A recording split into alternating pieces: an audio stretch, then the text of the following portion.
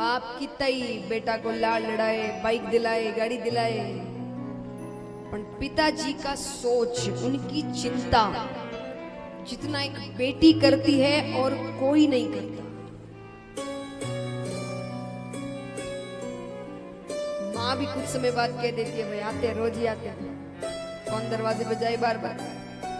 बेटी पहले आती है, उसे जो खुशी होती है हर दिन पिताजी के आने पर,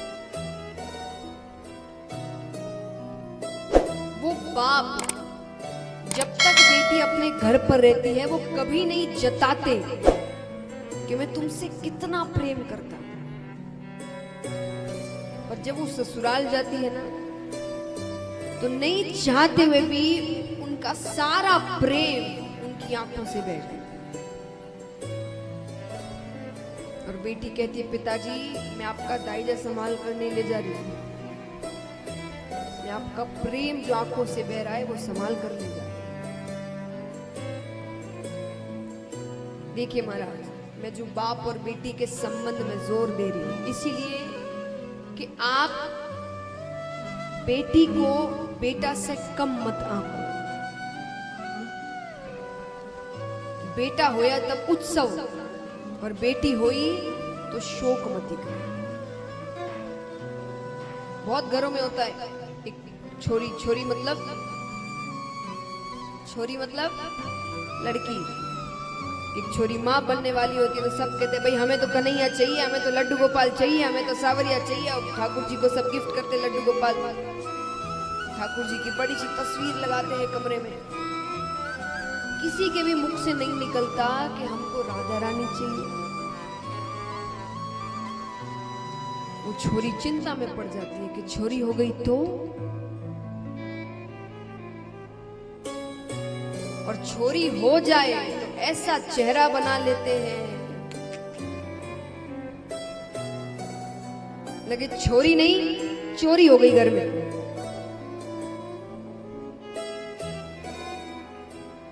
और कई होते हैं जो दुनिया वालों को बताना नहीं चाहते कि भाई हम लड़की से दुखी हैं, तो कहते हैं हाँ हाँ लक्ष्मी हुई है, तो लक्ष्मी हुई है तो हंसो तो सही।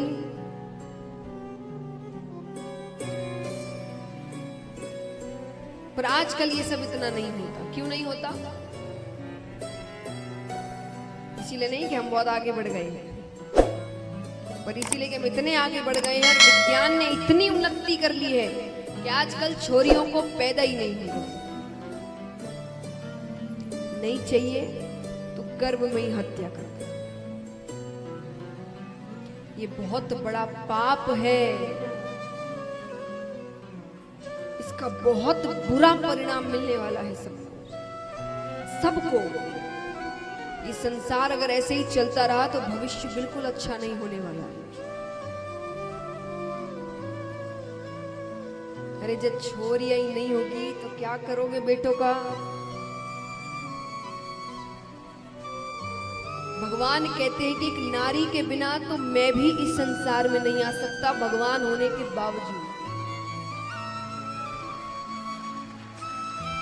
एक नारी का ऋण भगवान नहीं चुका सकते, तो हम और आप कौन होते हैं चुकाने वाले?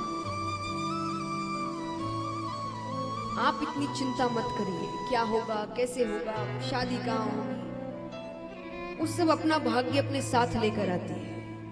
एक बात बताइए, आप ज्यादा होशियार कि ठाकुर जी? सच बताना, आप भी हो सकते हैं, भगवान ने दिमाग दिया है। आप ज्यादा होशियार कि ठाकुर जी? जोर से कहिए। तो क्यों होशियारी लगाओ? जब भगवान ने कुछ दिया है तो सोच समझ कर दिया है, भविष्य देख कर दिया है, किसके भविष्य में बेटी सही है, किसके भविष्य में बेटा सही है, तो प्रसाद समझकर ग्रहण करो।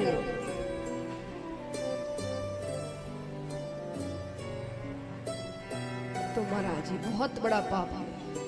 और आपको क्या लगता है, हम आज मान लीजिए ठाकुर जी राधा जी का कोई मंदिर आता है तो हम क्या कहते हैं, किसका मंदिर है? हाँ, कृष्ण राधा, राधा कृष्ण का मंदिर है। भजन गाते हैं, राधे राधे जपो चले आएंगे बिहार। तो भगवान राधा जी के पीछे आते हैं अब जिस घर में आप राधा को ही मार कर फेंक दोगे तो उस घर में कृष्ण आएगा कभी? फिर ऐसा नहीं उस घर में बेटे होते नहीं है, होते हैं, पर वो कृष्ण नहीं होते, वो कंस होते हैं। क्योंकि कंस ने अपनी बहन को कारागार में डाला था, अपनी बहन के 6 बच्चों को मारा था। तो जिस घर में नारियों का सम्मान नहीं होता उस घर में कृष्ण तो नहीं है। और जहां नारियों का सम्मान करोगे, जहां पीछे पीछे कृष्ण अपने आप आए, तब बुलाने की भी जरूरत नहीं। आइए इसी बात पे आज हमें भी भगवान को ही बुलाना है मायरा भरने के लिए।